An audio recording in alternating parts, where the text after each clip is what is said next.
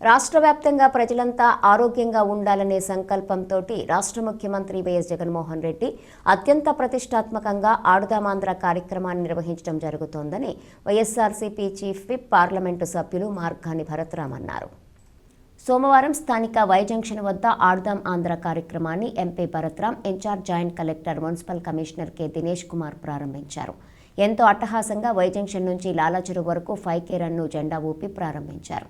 మార్గాని భరత్రామ్ మాట్లాడుతూ, నెల రోజుల పాటు రాష్ట్ర వ్యాప్తంగా గ్రామ సచివాలయ స్థాయి నుంచి రాష్ట్ర స్థాయి వరకు ఆడుదాం ఆంధ్ర కార్యక్రమం నిర్వహించుకుంటున్నామన్నారు. అయితే ప్రజలంతా ఈ కార్యక్రమంలో పాల్గొని దిగ్విజయంగా కొనసాగించాలన్నది సీఎం జగనన్న ఆలోచన అన్నారు. సీఎం ఎలా ఫిట్గా ఉన్నారో ఈ రాష్ట్ర ప్రజలంతా అంతే ఫిట్గా ఉండాలన్నారు. రాష్ట్రంలో ప్రజలు సంపూర్ణ ఆరోగ్యవంతులుగా ఉండాలనే ఉద్దేశంతో సీఎం జగనన్న ఈ చైతన్య కార్యక్రమాన్ని చేపట్టినట్టు తెలిపారు. అనంతరం ఆర్ట్స్ కళాశాల క్రీడా మైదానంలో నెట్బాల్, పలు వ్యాయామాలతో MP Bharat, RUDA chairman Rautu Suryaprakashrao, doctor Guduri Srinivas స్థానిక నాయకులు సందడి చేశారు. దినేష్ కుమార్ మాట్లాడుతూ, డిసెంబర్ 26 నుండి నిర్వహించే ఈ టోర్నమెంట్ క్రీడోత్సవాలు గ్రామ, మండల, నియోజకవర్గ, జిల్లా, రాష్ట్ర స్థాయిలో నిర్వహించడం జరుగుతుందన్నారు. ఈ క్రీడోత్సవాల్లో ముఖ్యంగా 5 అంశాల్లో క్రీడా పోటీలను నిర్వహిస్తున్నట్లు తెలిపారు. స్థానిక నాయకులు అడపా శ్రీహరి, మారుతి లక్ష్మి, నక్కా శ్రీ నగేషు, ఎన్వి శ్రీనివాస్, వక్ఫ్ బోర్డు అధ్యక్షుడు ఆరిఫ్, తాతబ్బాయ్, అను యాదవ్, నగరపాలక సంస్థ అధికారులు పాల్గొన్నారు.